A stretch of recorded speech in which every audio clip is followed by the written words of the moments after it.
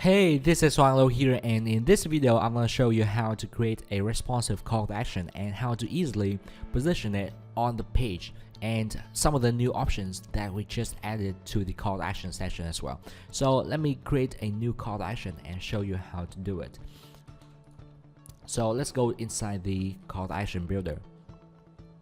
Okay, so let's say that I want to use this template to create my call to action, but I don't want my call to action to be 100% of the browser window. So what I'm going to do here is to change the size of this template and make it 30% of the browser window. So what I'm going to select here is the width option right here, and I'm going to select VW because it stands for viewport width, meaning the width of the browser window. So I'm going to set it at 30% of the viewport width or the browser window width. Okay, so whenever the browser window resides, meaning it's on a larger screen, the call to action will also reside as well. However, I don't want it to be too small on mobile device. So if it's on a mobile device and the call to action is 30% of the mobile screen, it's going to be too small. So here I'm going to set the minimum width to be 360 pixels. So if it's on mobile device, it's going to large enough for people to see. Okay, so I want to add some elements to the call to action as well. First of all, I want to remove these icons and I want to add a button. And let me add some margin to the button right here so it's not too close to the edge of the call to action. So let's add the margin at the bottom. And a very important element that I want you to note is that the close call to action button element. So if you don't put this element on the call to action, people will not be able to close the CTA, and they will see the CTAs display on top of your link, and it will annoy people. So this makes sure that people can close your call to action. So let's use this and let's put it somewhere on the right side. Yeah, let's move it right here, and let's change the color to red so that when people look at this, they know this button is for closing the call to action. So I'm finished with editing the existing template and change it into my own template right here. Of course, you can change the image, you can change the text, and you can add more elements to this, but now I'm going to leave it like this, and I'm going to show you how to position it on the page with our new position options. So as you can see here, we have some new position options right here. So for the vertical position, we have top, middle, and bottom. This is pretty self-explanatory. So you have top, middle, and bottom right here. Similarly, horizontal position, you have left, center, and right. So total, you will have 9 position options to be able to put your call to action where you want on the page. So I'm going to put it at the top and on the right.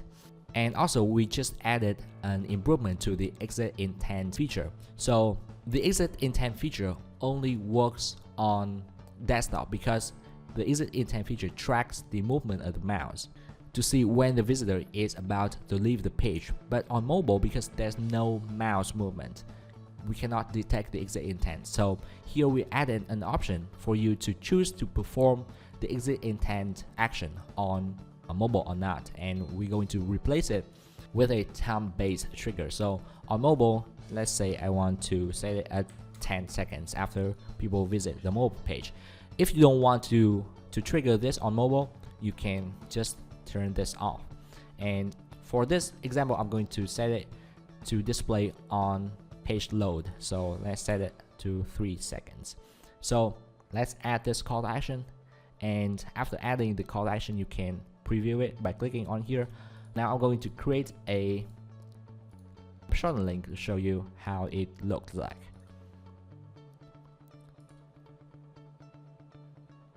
So as you can see, the call to action has appeared at the top right of the screen. So to change the position very easily, you can go back here and click on edit, and let's say I want it to be at the bottom of the screen because it looks better there.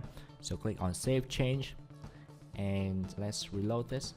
or you can actually click on preview it to quickly see how it changes. Okay, and as you can see, it moves to the bottom right of the screen right here. And if I want it to be on the left, I can easily change it to the left right here, and this will automatically update your call to action in your links. So you don't need to go to your links and change your call to action. It will automatically update your call to action. So again, let's save change and let's go to it again to see if it changes the position.